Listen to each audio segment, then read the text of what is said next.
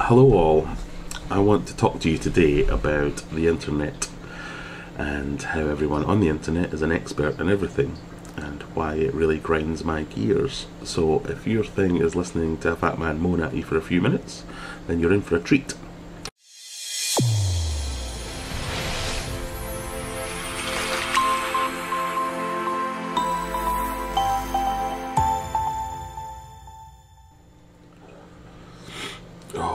Lemsip. Don't you just love having the cold? I'm sure, like me, a lot of you are regular visitors to all the internet forums and Facebook groups and things like that, where people come on, they ask for advice, or they give advice, or they say something just stupid. It's got to be at least once or twice a week I'll see something on a forum somewhere that you just think that's completely mental. Now, unless you're new to this planet, you must know that there are trolls out there, or people that you would call, I don't know, idiots! But sometimes you see something that's so infuriatingly ridiculous that you just, it beggars belief. So this happened, I think it was last night, yeah.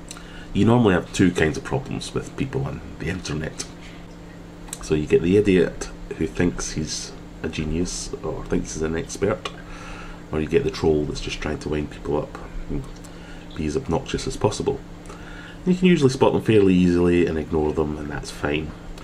But while I'm not an expert, and I would never expect anyone to blindly follow any advice I give out on the internet, people do blindly follow advice given out on the internet, so you've got to be careful what you're saying or what you're allowing to be said on your group or your forum. I manage a couple of forums, and it's something you have to have in the back of your mind, especially as you will have seen news reports recently of, I think it was in England somewhere, some moron took some saltwater live rock out of his tank, which had corals on them, and scrubbed it, and then was surprised when he almost killed about a dozen people because of the release of the palytoxins and things like that. So there are dangers to be had out there, and you've got to be careful what you say. So I think I've said that enough times now that you can get my message across. But in this case, in fact, I'll read you what the post that caught my eye was: I was cooking rocks, tested them and boiled them for an hour, then quickly dipped them in freezing cold water and then added them. They did not explode as some was afraid of. Always boil your rock and wood to be safe. Fish loved them immediately, hope you like. Always boil your rocks to be safe. Now that's a sweeping statement. That's on the King of DIY's group, the DIY Fish Keepers group on Facebook. And I put a reply in there saying, worst advice ever, something like that. Never boil your rocks, there's no need, because one, it's pointless. Why are you boiling rocks? What does boiling do that a clean won't do? Test your rocks to be safe, maybe pour hot water over them, or very hot water, but there's no need to boil your rocks for an hour. What is the purpose? It makes no sense.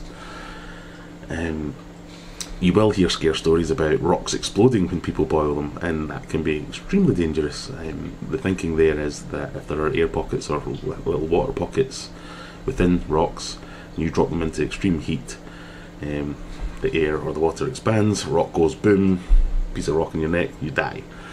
That's pretty rare, but it does happen. But there's also, that's a sweeping statement on a general fish keepers group about always boil your rocks. Now, if that was a saltwater tank and you were a newbie and you just bought a load of live rock off someone and you wanted to make sure it was clean and had no critters in it, you see this Morons! saying always boil your rocks, so you stick that in, you kill your family. That's great advice. So you see these things all the time, and normally you can make a good point, a counter argument, which I did. Tried to engage them to say it's a stupid idea, list the reasons why it was a stupid idea to do so, but this guy would not let it drop.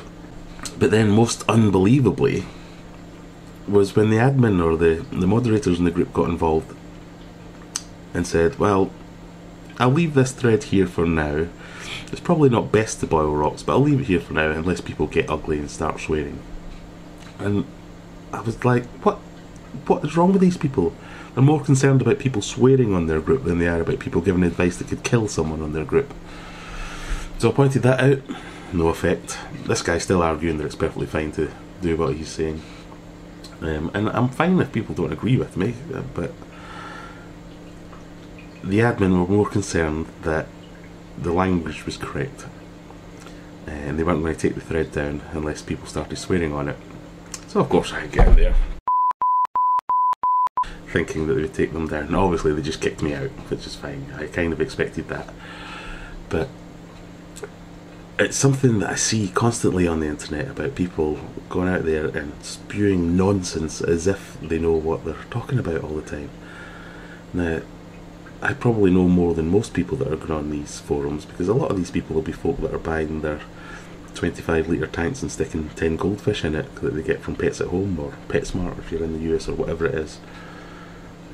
And these people, they are looking genuinely for advice, and they might blindly follow something that they get told.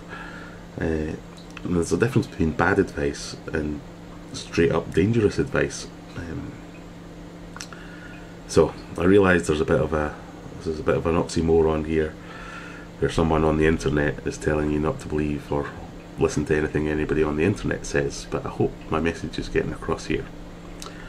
Anyway, enough rambling, enough ranting. I think I'll be done with Facebook groups for a while. What I would like to see happen is, well, as well as everyone just being nice to each other, Can we all be nice to each other? put some comments down below in some groups that you attend where you do think you get some good feedback. And I'm talking about groups that are good for the new person, the hobbyist, and the advanced aquarist. And then hopefully when people see this video about terrible advice on the internet, they can look in the comments and see some places where they can go to get some good advice. But that's all for now. I'll leave you now, and I'll go back to having a coughing fit and my horrible cold. I'll see you soon. Bye bye. Oh, before I go, I've recently discovered Instagram and Lightroom and things like that, and I've been messing about with them loads recently. So I'll put a link up here or down here or somewhere like that. Please go along, have a look, check it out, follow me, share, whatever it is you're meant to do over there. I've not quite figured that a bit out yet. But have a look, let me know what you think, and let me know some accounts for some fishy stuff to follow. Bye.